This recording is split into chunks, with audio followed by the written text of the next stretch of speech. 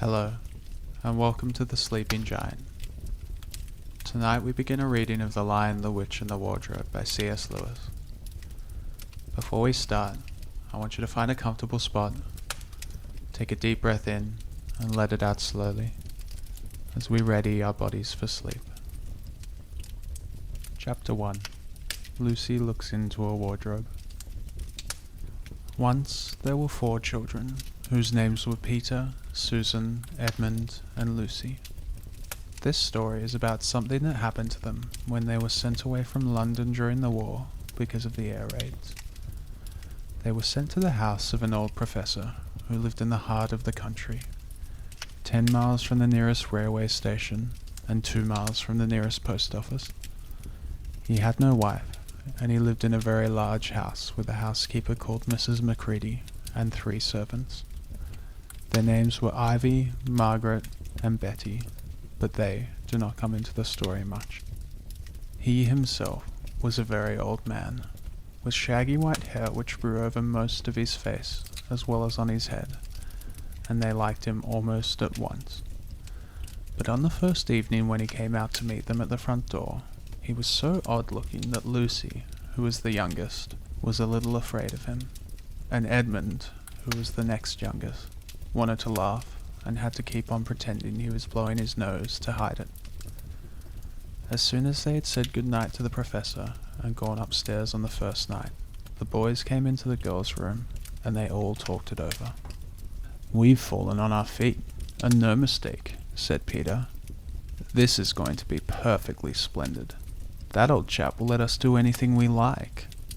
"I think he's an old dear," said Susan. "Oh, come off it," said Edmund, who was tired and pretending not to be tired, which always made him bad-tempered. "Don't go talking like that." "Like what?" said Susan. "And anyway, it's time you were in bed." "Trying to talk like mother," said Edmund. "And who are you to say when I'm to go to bed? Go to bed yourself." "Hadn't we all better go to bed?" said Lucy. "There's sure to be a row if we're heard talking here." "No, there won't," said Peter. "I tell you, this is the sort of house where no one's going to mind what we do. Anyway, they won't hear us. It's about 10 minutes' walk from here down to that dining room, and any amount of stairs and passages in between." "What's that noise?" said Lucy suddenly. It was a far larger house than she had ever been in before, and the thought of all those long passages and rows of doors leading into empty rooms was beginning to make her feel a little creepy. "It's only a bird, silly," said Edmund. "It's an owl," said Peter. "This is going to be a wonderful place for birds. I shall go to bed now. I say, let's go and explore tomorrow. You might find anything in a place like this. Did you see those mountains as we came along? And the woods? There might be eagles. There might be stags. There'll be hawks." "Badgers," said Lucy. "Foxes," said Edmund. "Rabbits," said Susan. But when the next morning came, there was a steady rain falling, so thick that when you looked out the window, you could see neither the mountains nor the woods, nor even the stream in the garden. "Of course it would be raining," said Edmund.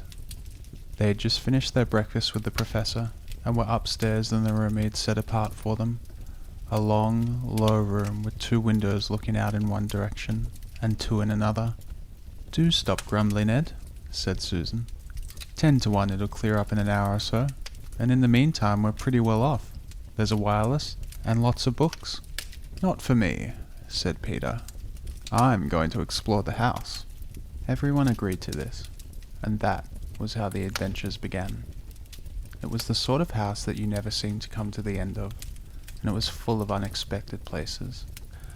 The first few doors they tried led only into spare bedrooms, as everyone had expected that they would, but soon they came to a very long room full of pictures, and they found a suit of armour, and after that was a room all hung with green, with a harp in one corner, and then came 3 steps down and 5 steps up, and then a little upstairs hall, and a door that led out onto a balcony, and then a whole series of rooms that led into each other and were lined with books, most of them very old books, and some bigger than a Bible in a church. And shortly after that, they looked into a room that was quite empty, except for one big wardrobe. The sort that had a looking glass in the door. There was nothing else in the room, all except a dead blue bottle fly on the windowsill. "Nothing there," said Peter, and they all trooped out again, all except Lucy. She stayed behind because she thought it would be worthwhile trying the door of the wardrobe, even though she felt almost sure that it would be locked. To her surprise, it opened quite easily, and 2 mothballs dropped out. Looking into the inside, she saw several coats hanging up, mostly long fur coats. There was nothing Lucy liked so much as the smell and feel of fur. She immediately stepped into the wardrobe and got in amongst the coats, rubbing her face against them, leaving the door open, of course, because she knew that it would be very foolish to shut oneself into any wardrobe. She went further in and found that there was a second row of coats hanging up behind the first. It was quite dark in there, and she kept her arms stretched out in front of her as to not bump her face into the back of the wardrobe. She took a step further in, then 2 or 3 steps, always expecting to feel woodwork against the tips of her finger, but she could not feel it. "This must be a simply enormous wardrobe," thought Lucy, going still further in and pushing the soft folds of the coats aside to make room for her. She then noticed that there was something crunching under her feet. "I wonder, is that more mothballs?" she thought, stooping down to feel it with her hand.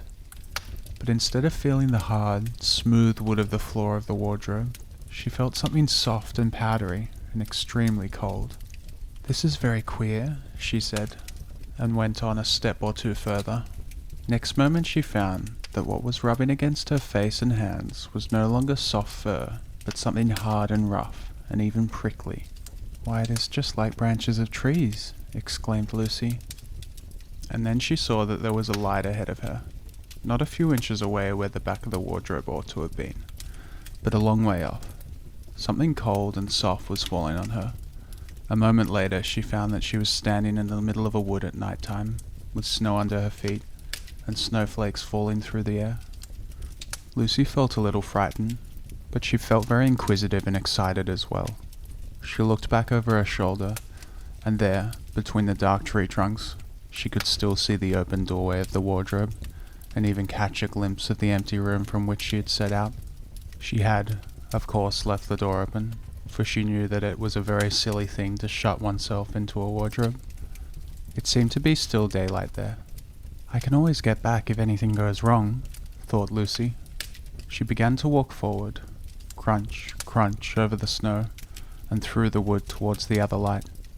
In about 10 minutes she reached it, and found it was a lamppost. She stood looking at it, wondering why there was a lamppost in the middle of the wood, and wondering what to do next. She heard a pitter-patter of feet coming towards her, and soon after that a very strange person stepped out from among the trees into the light of the lamppost. He was only a little taller than Lucy herself, and he carried over his head an umbrella, white with snow. From the waist upwards he was like a man, but his legs were shaped like a goat's. The hair on them was glossy black, and instead of feet he had goat hooves. He also had a tail, but Lucy did not notice this at first, because it was neatly caught up over the arm that held the umbrella, so as to keep it from trailing in the snow. He had a red woolen muffler around his neck, and his skin was rather reddish too. He had a strange, but pleasant little face, with a short pointed beard and curly hair, and out of the hair there stuck 2 horns, one on each side of his forehead. One of his hands, as I have said, held the umbrella.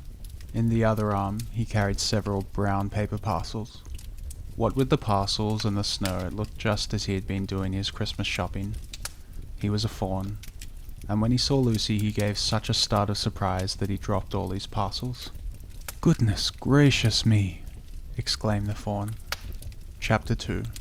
What Lucy found there. "Good evening," said Lucy. But the fawn was so busy picking up its parcels that at first it did not reply. When it had finished it made her a little bow. Good evening," said the fawn. "Excuse me, I don't want to be inquisitive, but should I be right in thinking that you are a daughter of Eve?" "My name's Lucy," said she, not quite understanding him. But you are... Forgive me, you are what they call a girl, said the fawn. Of course I'm a girl, said Lucy. You are in fact human. Of course I'm human, said Lucy, still a little puzzled. To be sure, said the fawn. How stupid of me. But I've never seen a son of Adam or a daughter of Eve before. I'm delighted, that is to say. And then it stopped, as if it had been going to say something that it had not intended, but had just remembered in time. Delighted, it went on. Allow me to introduce myself. My name is Tumnus. I am very pleased to meet you, Mr. Tumnus, said Lucy. And may I ask, oh, Lucy, daughter of Eve, said Mr. Tumnus, how have you come into Narnia? Narnia? What's that? Said Lucy. This is the land of Narnia, said the fawn.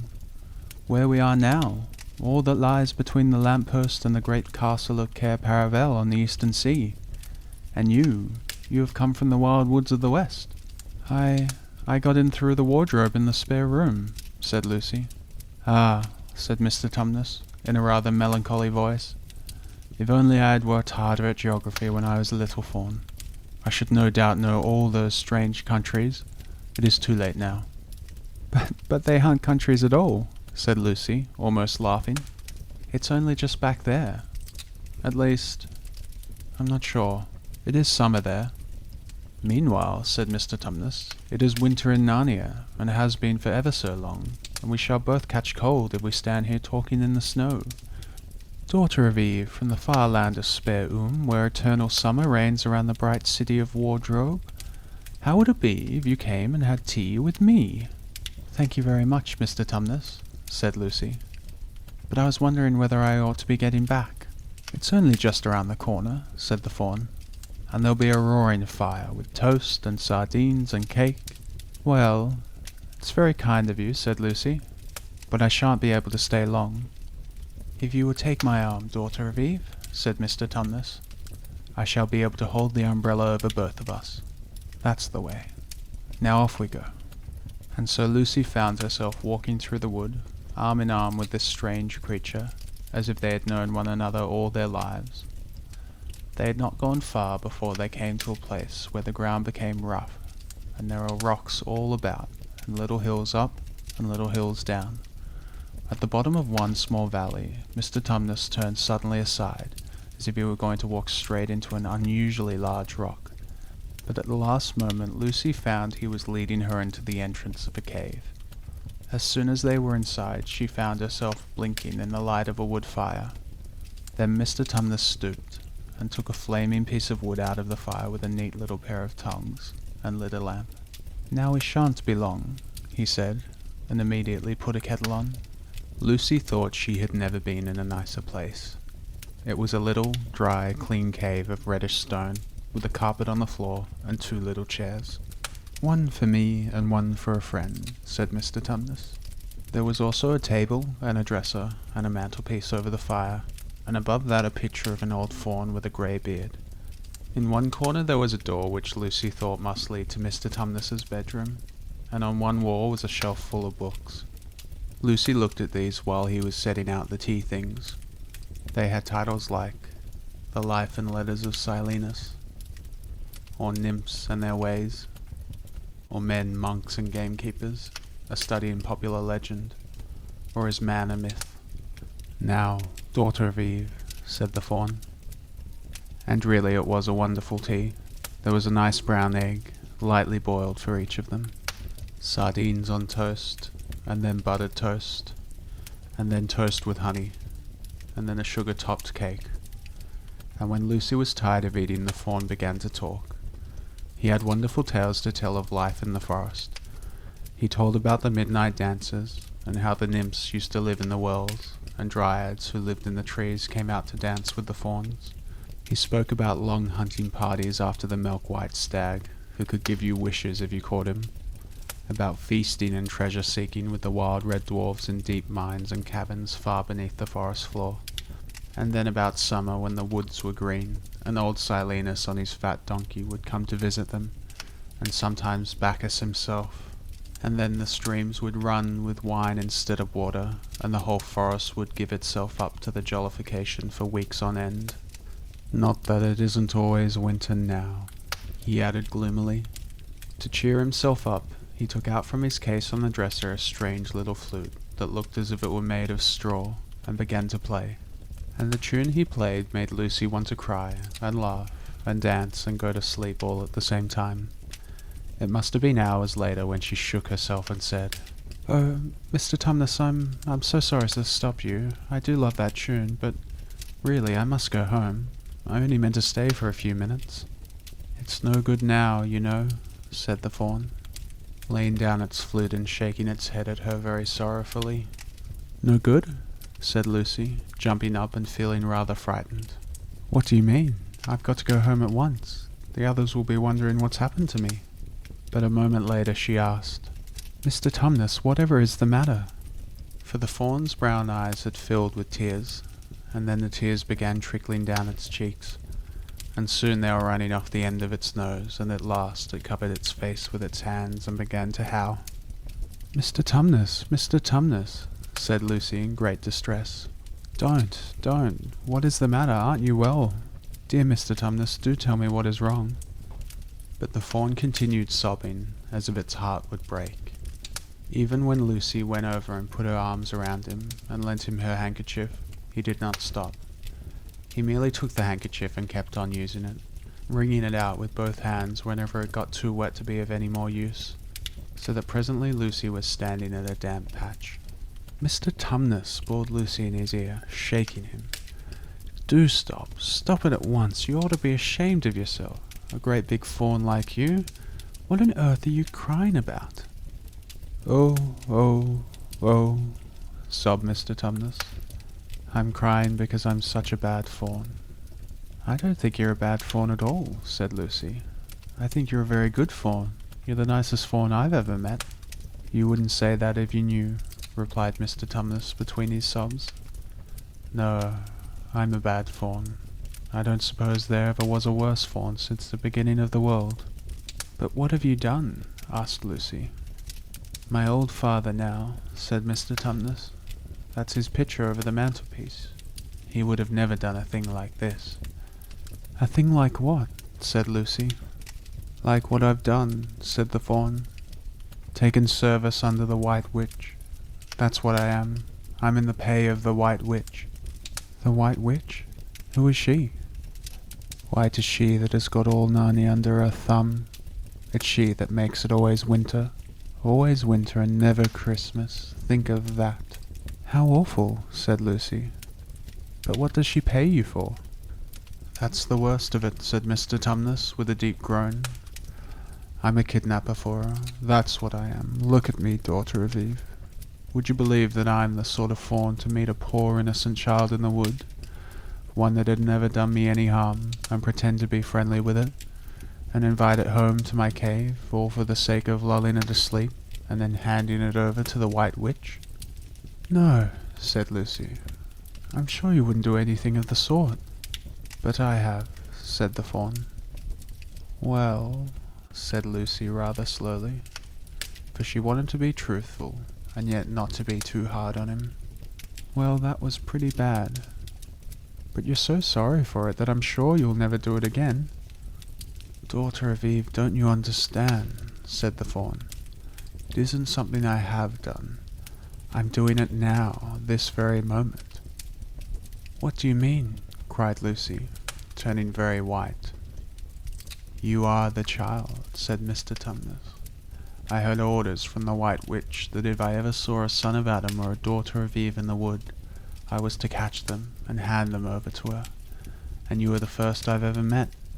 I've pretended to be your friend, and asked you to tea, and all the time I've been meaning to wait till you were asleep, and then go and tell her."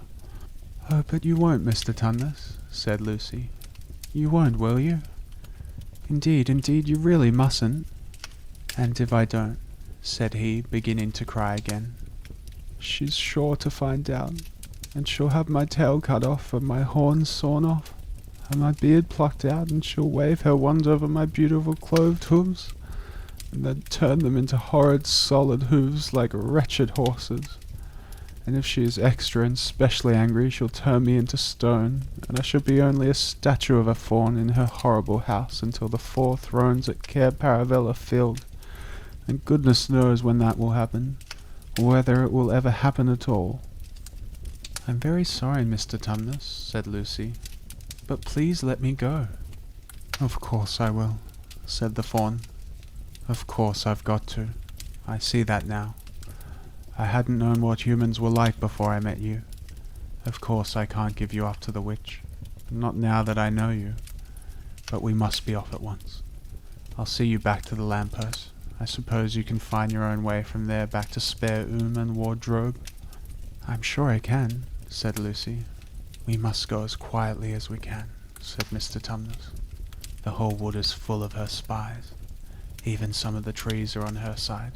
They both got up and left the tea things on the table, and Mr. Tumnus once more put up his umbrella and gave Lucy his arm, and they went out into the snow. The journey back was not at all like the journey to the faun's cave. They stole along as quickly as they could without speaking a word, and Mr. Tumnus kept to the darkest places. Lucy was relieved when they reached the lamppost again. "Do you know your way from here, daughter of Eve?" said Mr. Tumnus. Lucy looked very hard between the trees and could just see in the distance a patch of light that looked like daylight. "Yes," she said. "I can see the wardrobe door." "Then be off home as quick as you can," said the faun. "And can you ever forgive me for what I meant to do?" "Why, of course I can," said Lucy, shaking him heartily by the hand. "And I do hope you won't get into dreadful trouble on my account." "Farewell, daughter of Eve," said he. "Perhaps I may keep the handkerchief?" "Rather," said Lucy. She then ran towards the far-off patch of daylight as quickly as her legs would carry her, and presently, instead of rough branch brushing past her, she felt coats. Instead of crunching snow under her feet, she felt wooden board, and all at once she found herself jumping out of the wardrobe into the same empty room from which the whole adventure had started. She shut the wardrobe door tightly behind her and looked around, panting for breath. It was still raining, and she could hear the voices of the others in the passage. "I'm here," she shouted. "I'm here. I've come back. I'm all right." Chapter 3. Edmund and the Wardrobe. Lucy ran out of the empty room into the passage, and found the other 3. "It's all right," she repeated. "I've come back." "What on earth are you talking about, Lucy?" asked Susan. "Why," said Lucy in amazement, "haven't you all been wondering where I was?" "So you've been hiding, have you?" said Peter. "Poor old Lou, hiding and nobody noticed. You'll have to hide longer than that if you want people to start looking for you." "But I've been away for hours and hours," said Lucy. The others all stared at one another. "Batty," said Edmund, tapping his head. "Quite batty." "What do you mean, Lou?" asked Peter. "What I said," answered Lucy. "It was just after breakfast when I went into the wardrobe. I've been away for hours and hours, and had tea, and all sorts of things have happened." "Don't be silly, Lucy," said Susan. "We've only just come out of the room a moment ago, and you were there then." "She's not being silly at all," said Peter. "She's just making up a story for fun, aren't you, Lou? And why shouldn't she?" "No, Peter, I'm not," she said. It's a magic wardrobe. There's a wood inside it, and it's snowing. And there's a faun and a witch. It's called Narnia. Come and see." The others did not know what to think, but Lucy was so excited that they all went back with her into the room. She rushed ahead of them, flung open the door of the wardrobe and cried, "Now go in and see for yourself." "Why, you goose," said Susan, putting her head inside and pulling the fur coats apart. "It's just an ordinary wardrobe. Look, there's the back of it." Then everyone looked in and pulled the coats apart, and they all saw, Lucy herself saw, a perfectly ordinary wardrobe. There was no wood and no snow, only the back of the wardrobe with hooks on it. Peter went in and rapped his knuckles on it to make sure it was solid. "A jolly good hoax, Lou," he said as he came out again. "You've really taken us in. I must admit, we half believed you." "But it wasn't a hoax at all," said Lucy. Really and truly. It was different a moment ago. Honestly, it was, I promise. Come, Lou, said Peter. That's going a bit far. You've had your joke. Hadn't you better drop it now? Lucy grew very red in the face and tried to say something, though she hardly knew what she was trying to say, and burst into tears. For the first few days she was very miserable. She could have made it up with the others quite easily at any moment if she could have brought herself to say that the whole thing was only a story, made up for fun. But Lucy was a very truthful girl, and she knew that she was really in the right, and she could not bring herself to say this. The others who thought she was telling a lie, and a silly lie too, made her very unhappy. The two elder ones did this without meaning to do it, but Edmund could be spiteful, and on this occasion he was spiteful. He sneered and jeered at Lucy, and kept on asking her if she'd found any other new countries in any other cupboards all over the house. What made it worse was that these days ought to have been delightful. The weather was fine, and they were outdoors from morning to night, bathing, fishing, climbing trees, and lying in the heather. But Lucy could not properly enjoy any of it, and so things went on until the next wet day. That day, when it came to the afternoon and there was still no sign of a break in the weather, they decided to play hide and seek. Susan was it, and as soon as the others scattered to hide, Lucy went to the room where the wardrobe was. She did not mean to hide in the wardrobe, because she knew that would only set the others talking again about the whole wretched business. But she did want to have one more look inside it, for by this time she was beginning to wonder herself whether Narnia and the Fawn had not been a dream. The house was large and complicated, and full of hiding places, that she thought she would have time to have one look into the wardrobe and then hide somewhere else. But as soon as she reached it, she heard steps in the passage outside, and then there was nothing for it but to jump into the wardrobe and hold the door closed behind her. She did not shut it properly, because she knew that it would be very silly to shut oneself into a wardrobe, even if it is not a magic one. Now the steps she had heard were those of Edmund, and he came into the room just in time to see Lucy vanishing into the wardrobe. He at once decided to get into it himself, not because he thought it a particularly good place to hide, but because he wanted to go on teasing her about her imaginary country. He opened the door.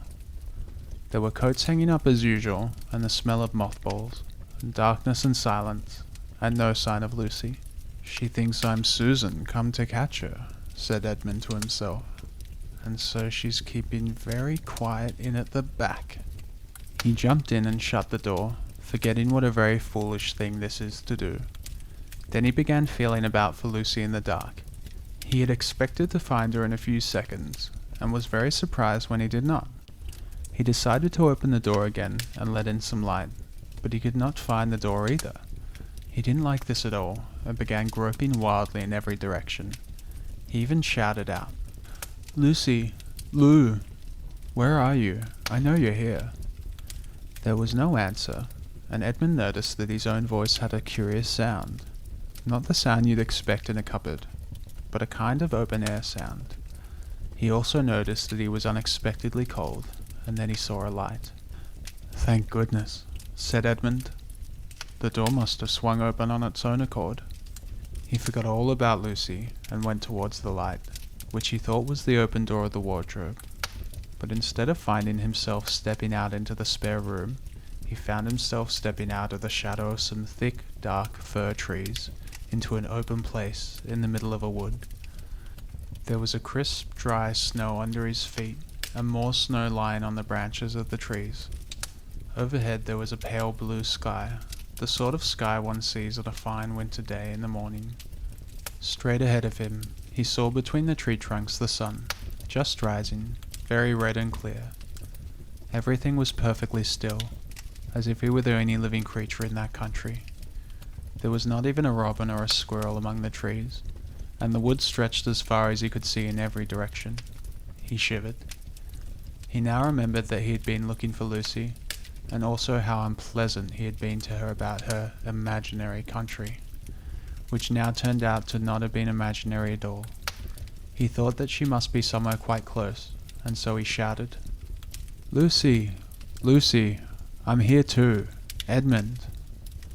There was no answer, She's angry about all the things I've been saying lately, thought Edmund. And though he did not like to admit that he had been wrong, he also did not much like being alone in this strange, cold, quiet place. So he shouted again. I say, Lou, I'm sorry I didn't believe you. I see now you were right all along. Do come out. Make it Pax. Still, there was no answer. Just like a girl, said Edmund to himself, sulking somewhere and won't accept an apology. He looked around him again and decided he did not much like this place, and had almost made up his mind to go home when he heard very far off in the wood a sound of bells. He listened, and the sound came nearer and nearer, and at last there swept into sight a sled drawn by 2 reindeer. The reindeer were about the size of Shetland ponies, and their hair was so white that even the snow hardly looked white compared with them. Their branching horns were gilded and shone like something on fire when the sunrise caught them. Their harness was of scarlet leather and covered with bells. On a sled driving the reindeer sat a fat dwarf who would have been about 3 feet high if he had been standing. He was dressed in polar bear's fur, and on his head he wore a red hood with a long gold tassel hanging down from its point. His huge beard covered his knees and served him instead of a rug. But behind him, on a much higher seat in the middle of the sled, sat a very different person. A great lady, taller than any woman that Edmund had ever seen. She also was covered in white fur up to her throat, and held a long, straight golden wand in her right hand, and wore a golden crown on her head. Her face was white, not merely pale white, but white like snow, or paper, or ice and sugar, except for her very red mouth. It was a beautiful face in other respects, but proud, cold, and stern. The sled was a fine sight as it came sweeping towards Edmund, with the bells jingling and the dwarf cracking his whip, and the snow flying up on each side of it. "Stop," said the lady, and the dwarf pulled the reindeer up so sharp that they almost sat down. Then they recovered themselves, and stood champing their bits and blowing. In the frosty air the breath coming out of their nostrils looked like smoke. "And what, pray, are you?" said the lady, looking hard at Edmund. My name's Edmund," said Edmund rather awkwardly. He did not like the way she looked at him. The lady frowned. "Is that how you address a queen?" she asked, looking sterner than ever. "I beg your pardon, your majesty, I didn't know," said Edmund. "Not know the Queen of Narnia?" cried she. "Ha! You shall know us better hereafter, but I repeat, what are you?" "Please, your majesty," said Edmund, I don't know what you mean. I'm at school. At least I was, it's the holidays now." Chapter 4. Turkish Delight. "But what are you?" said the queen again. "Are you a great overgrown dwarf that has cut off its beard?" "No, your majesty," said Edmund. "I've never had a beard. I'm a boy." "A boy?" said she. "Do you mean you are a son of Adam?" Edmund stood still, saying nothing. He was too confused by this time to understand what the question meant. "I see you are an idiot, whatever else you may be," said the queen. "Answer me once and for all, or I shall lose my patience. Are you human?" "Yes, your majesty," said Edmund. "And how, pray, did you come to enter my dominions?" "Please, your majesty, I came in through a wardrobe." "A wardrobe? What do you mean?" I opened a door and just found myself here, your majesty," said Edmund. "Ha!" said the queen, speaking more to herself than to him. "A door. A door from the world of men. I have heard of such things.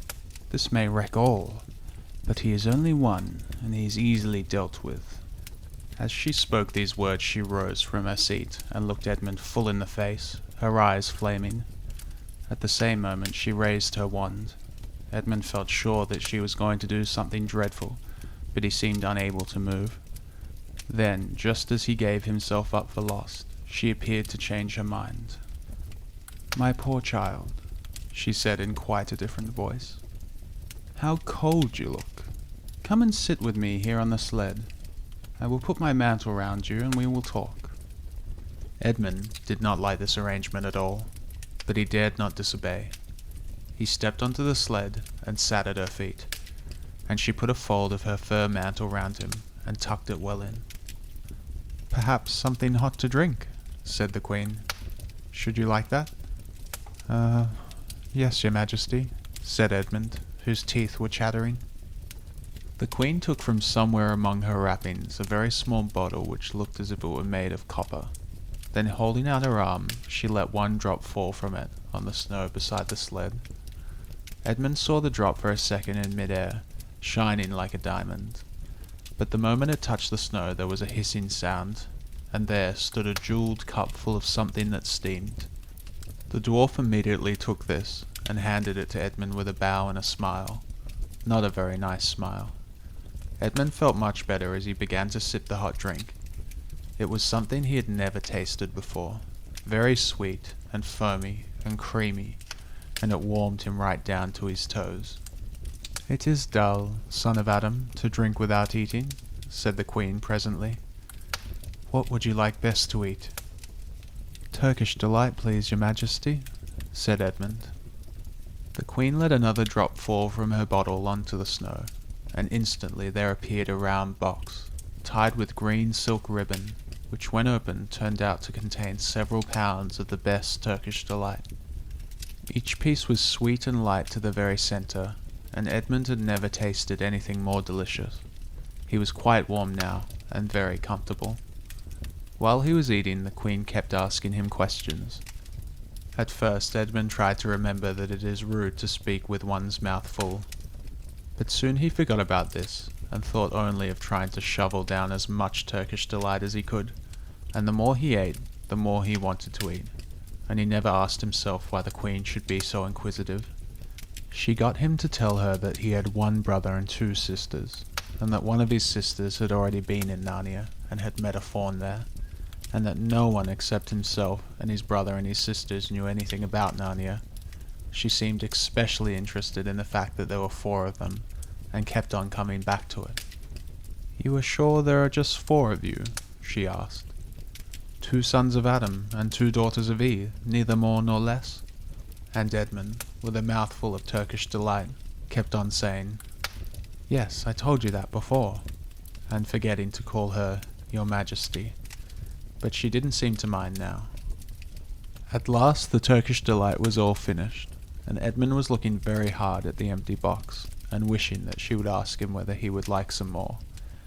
Probably the Queen knew quite well what he was thinking, for she knew, though Edmund did not, that this was enchanted Turkish delight, and that anyone who had once tasted it would want more and more of it, and would even, if they were allowed, go on eating it till they killed themselves.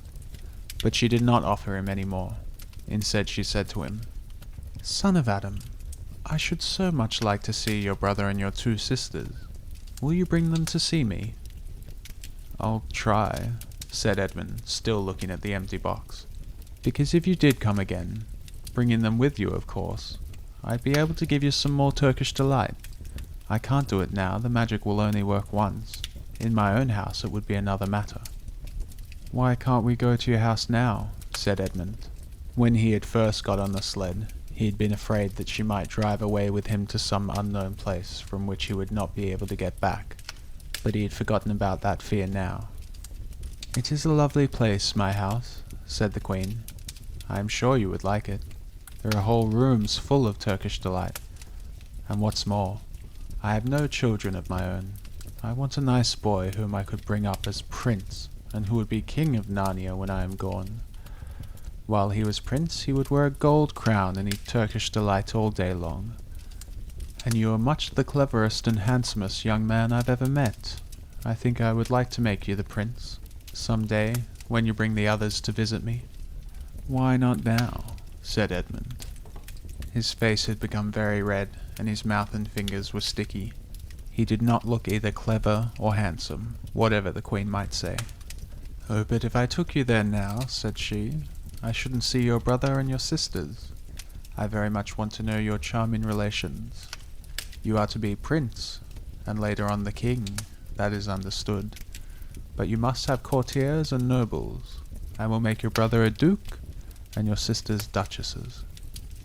"There's nothing special about them," said Edmund. "And anyway, I could always bring them some other time." "Ah, but once you're in my house," said the queen, "you might forget all about them. You would be enjoying yourself so much that you wouldn't want the bother of going to fetch them. No, you must go back to your own country now, and come to me another day. With them, you understand. It is no good coming back without them." "But I don't even know the way back to my own country," pleaded Edmund. "That's easy," answered the queen. "Do you see the lamp?" She pointed with her wand, and Edmund turned and saw the same lamppost under which Lucy had met the fawn. "Straight on, beyond that, is the way of the world of men. And now look the other way." Here she pointed in the opposite direction. "And tell me if you can see two little hills rising above the trees." "I think I can," said Edmund. "Well, my house is between those two hills. So next time you come, you only have to find the lamppost and look for those two hills, and walk through the wood till you reach my house. But remember, you must bring the others with you. I might have to be very angry with you if you came alone." "I'll do my best," said Edmund. "And by the way," said the queen, "you need not tell them about me. It would be fun to keep a secret between us two, wouldn't it? Make it a surprise for them. Just bring them along to the two hills. A clever boy like you will easily think of some excuse for doing that. And when you come to my house, you could just say, 'Let's see who's here,' or something like that. I'm sure that would be best. If your sister has met one of the fawns, she may have heard strange stories about me. Nasty stories that might make her afraid to come to me. Fawns will say anything, you know. And now, please, said Edmund suddenly. "Please, couldn't I just have one piece of Turkish delight to eat on my way home?" No, said the queen with a laugh. "You must wait till next time." While she spoke, she signalled to the dwarf to drive on. But as the sled swept away out of sight, the queen waved to Edmund, calling out, next time. Don't forget, come soon." Edmund was still staring after the sled when he heard someone calling his own name. He looked around and saw Lucy coming towards him from another part of the wood. "Oh, Edmund," she cried, "you've got in too. Isn't it wonderful? And now—" "All right," said Edmund. "I see you were right and it's a magic wardrobe after all. I'll say I'm sorry if you like. But where on earth have you been all this time? I've been looking for you everywhere."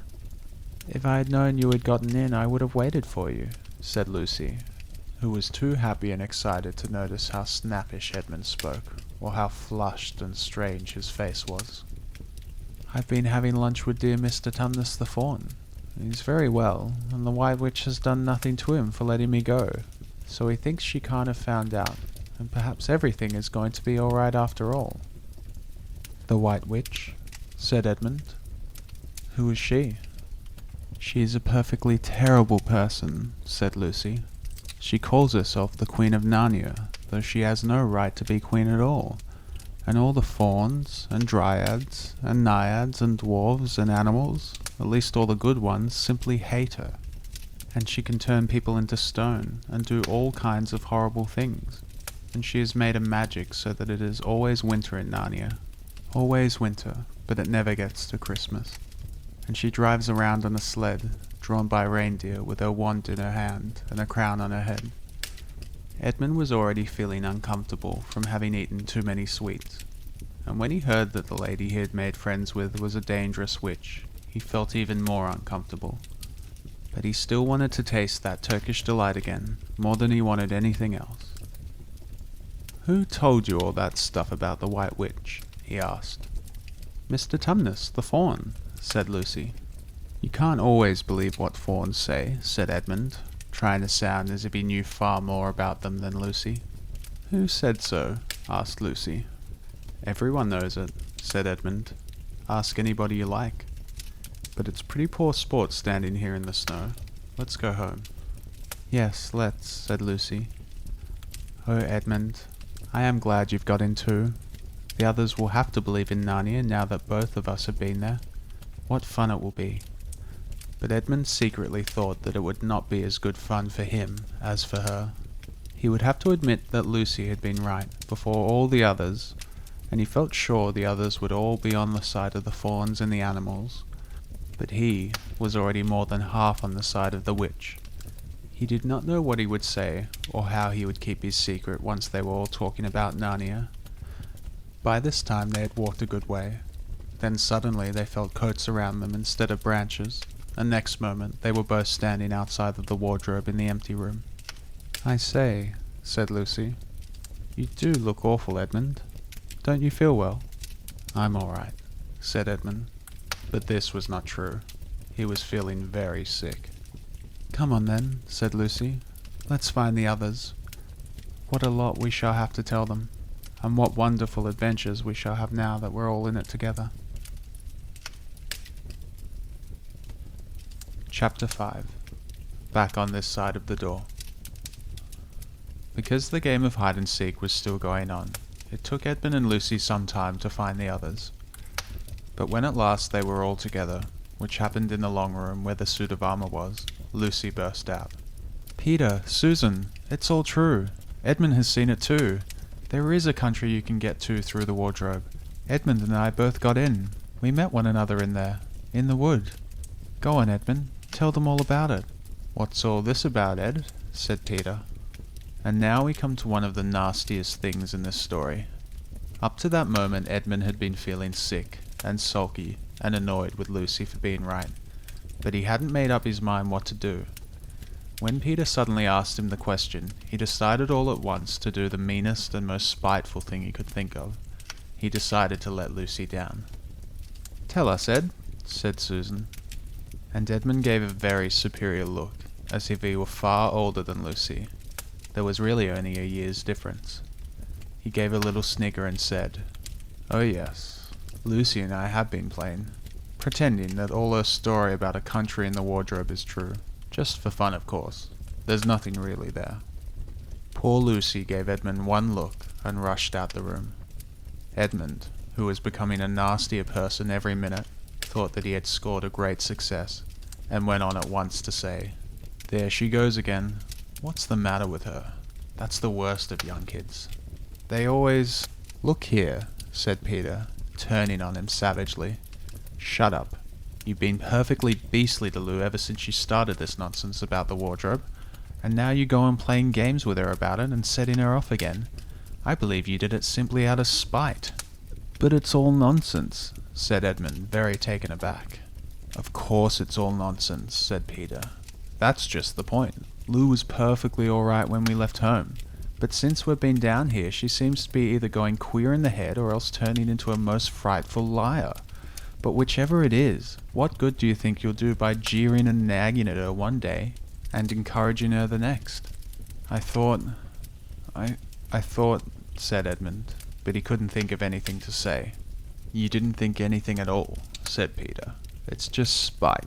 You've always liked being beastly to anyone smaller than yourself. We've seen that at school before now." "Do stop it," said Susan. "It won't make anything better having a row between you two. Let's go and find Lucy."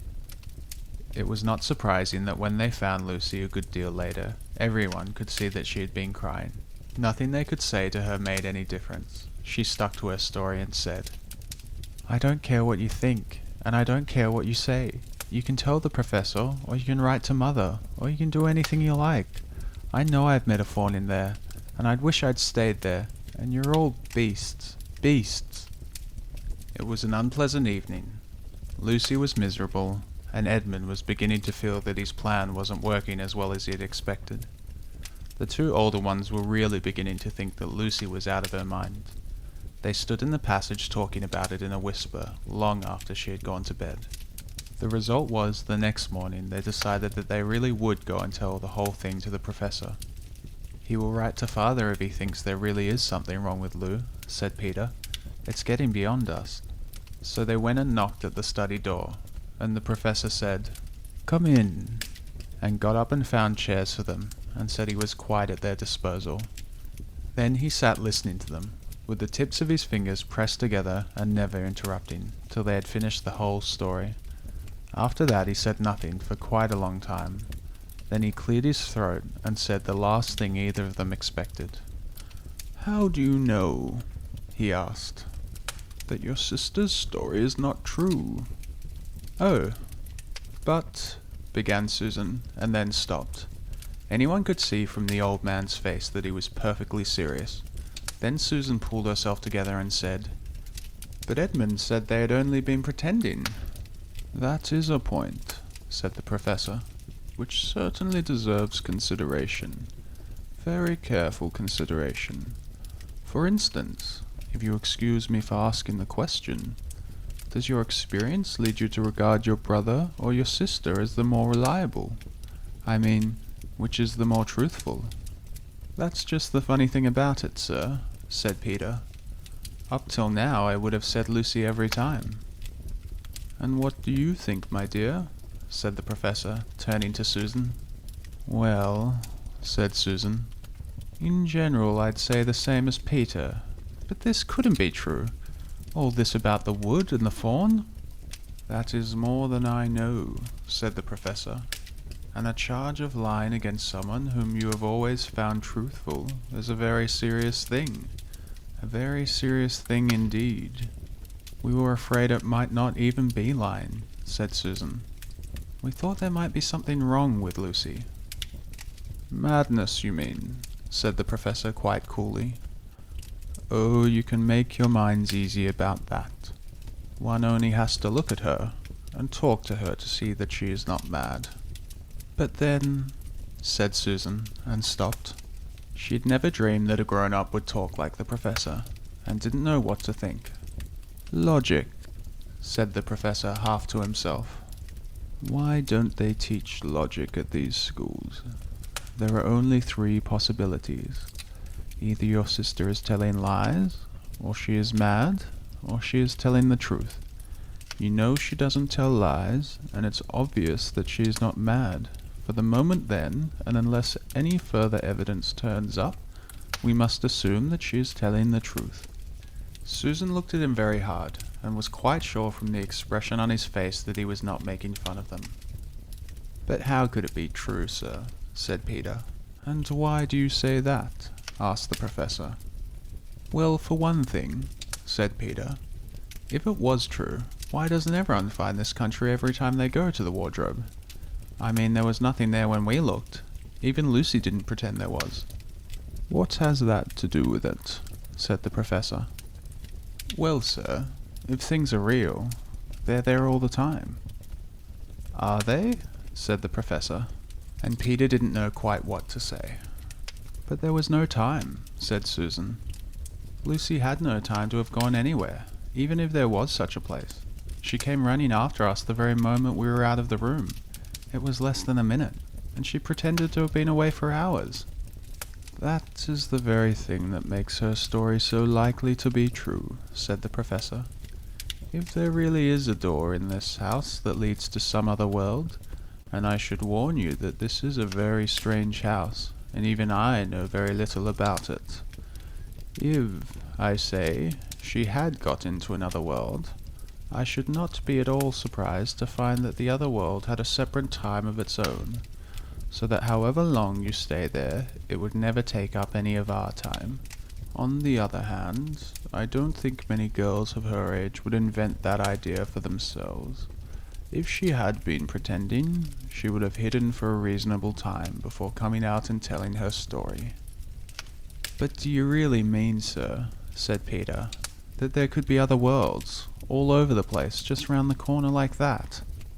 "Nothing is more probable," said the professor, taking off his spectacles and beginning to polish them, while he muttered to himself, "I wonder what they do teach them at these schools."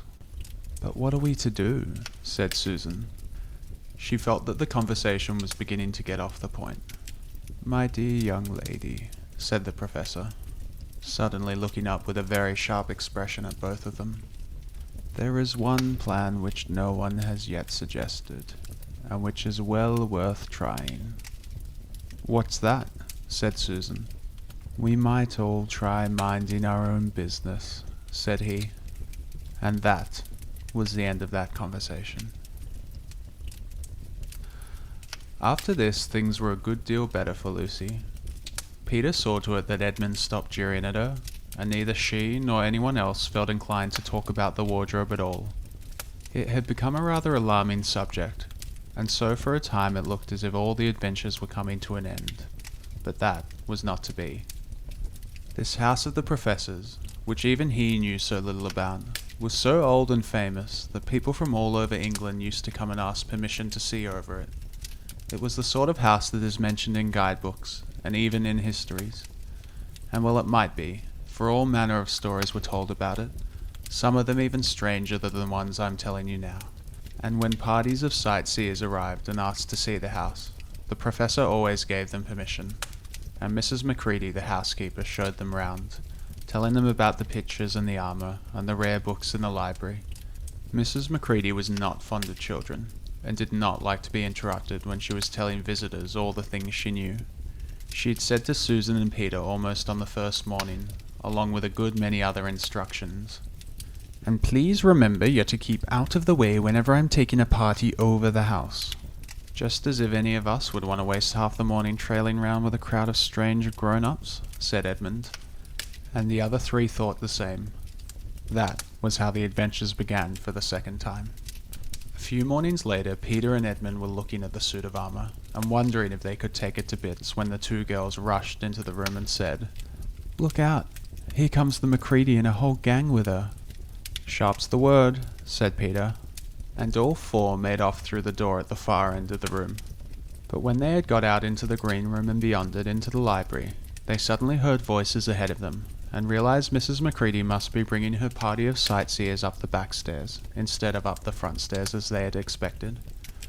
And after that, whether it was that they had lost their heads, or that Mrs. Macready was trying to catch them, or that some magic in the house had come to life and was chasing them into Narnia, they seemed to find themselves being followed everywhere, until at last Susan said, "Oh, bother those trippers. Here, let's get into the wardrobe room till they're past. No one will follow us in there." But the moment they were inside they heard voices in the passage, and then someone fumbling at the door, and then they saw the handle turning. "Quick," said Peter, "there's nowhere else," and flung open the wardrobe. All four of them bundled inside it and sat there panting in the dark. Peter held the door closed but did not shut it, for of course he remembered, as every sensible person does, that you should never shut yourself up in a wardrobe. And this is where we close the book for tonight. I just want to say a big thank you for listening. I hope you have a lovely sleep. Good night.